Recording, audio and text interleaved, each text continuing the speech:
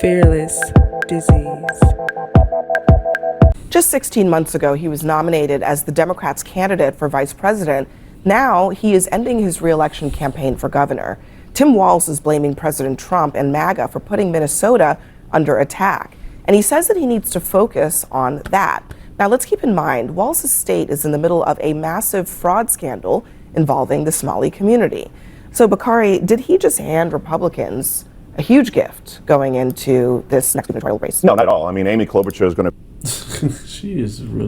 she's saying some wild questions sometimes. But FearlessDisease fans, today we expose the truth they hate to hear. Like right now, if you are ready. She's already started off with a good faith question already, but I'm glad this is happening. I'm rewinding just a little bit because I want to make sure we hear that question over again. Re-election campaign for governor. Tim Walz is blaming President Trump and MAGA for putting Minnesota under attack. And he says that he needs to focus on that. Now, let's keep in mind, Walz's state is in the middle of a massive fraud scandal involving the Somali community. So, Bakari, did he just hand Republicans a huge gift going into this next gubernatorial race? No, not at all. I mean, Amy Klobuchar is going to be the next governor of Minnesota. The crazy thing about Amy Klobuchar is she won her last 3 races by 30 points or more. And when she wins, she gets to, guess what? Appoint the successor in the United States Senate.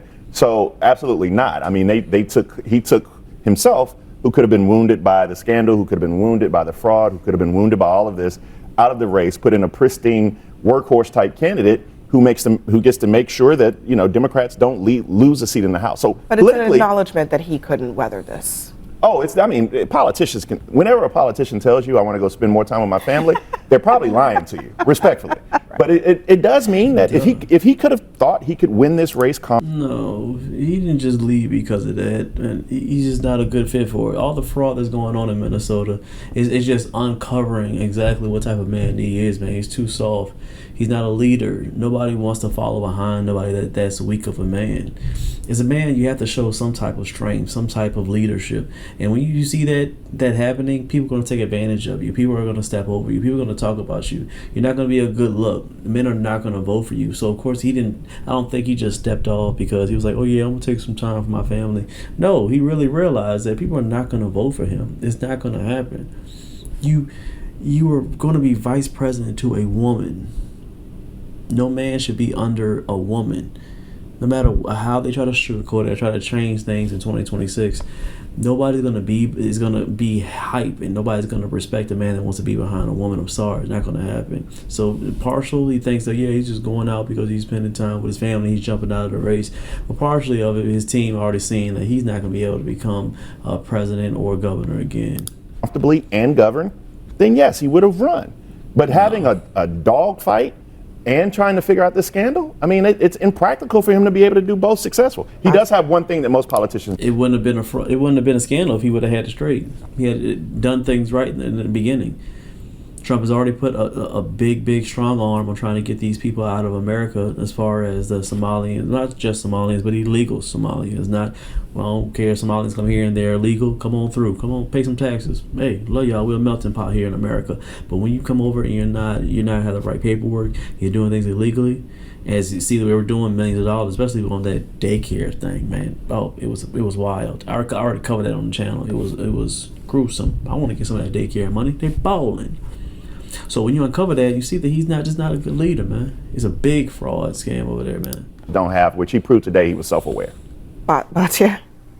To me, this points for self-awareness. A lot like the Biden situation, to where I think this is actually a gift to the Democrats, like Bakari's saying, because now it looks like this whole fraud scandal is just his problem, but I think it's actually much more systemic than that. I think the Democrats overall have a big problem with fraud, especially when it comes to immigration, as we were talking about before. And so, this allows them to say, well, this was a Tim Walz thing, and we're sort of like pushing, the big hook has come out and pulled him off stage, the way they did with Biden, which kind of allowed them to sort of recover in a way and say, well, that was all of these books about like Biden and the cover-up and whatever was a kind of a way for the Democrats to recuperate and say, well, that was a Biden cover-up story. We don't really have a more systemic problem. I think every politician starts their career at the height of their popularity and ends their career at the lowest point in their That's a lie. That's not how it works. Not at all. They don't start at a high and go down to low. Don't try to get. They're just sitting here giving him excuses. He was never popular. He was popular amongst weak men and liberal women, but he wasn't popular in the masses. He was not. So what are you lying about? He wasn't popular at all. And most politicians, they don't end up that way. You're just making up stuff.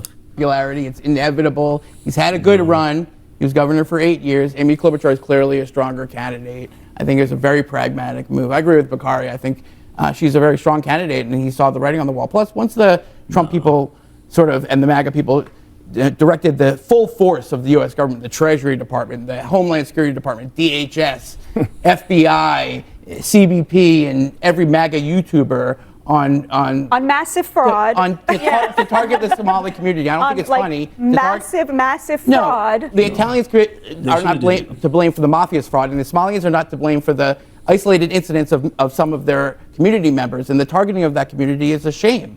And how would you distinguish between targeting and actually just rooting out fraud? The president of the United States said on national television, these people are garbage. They should go back to where they came from. So he did it. He targeted. But of all of the people, no, he targeted illegal immigrants. They should go back to where they came from if they want to come into America illegally. You dumbass. I don't know, people who don't understand this. He didn't say a particular person, if all people come from Somalia, you shouldn't be here. No, the illegal immigrants should go back. The ones that don't want to do things right, those people. People, that's what I'm saying, they're too emotional. They always try to find some type of bad in something that somebody said when it's not, the intent was not that.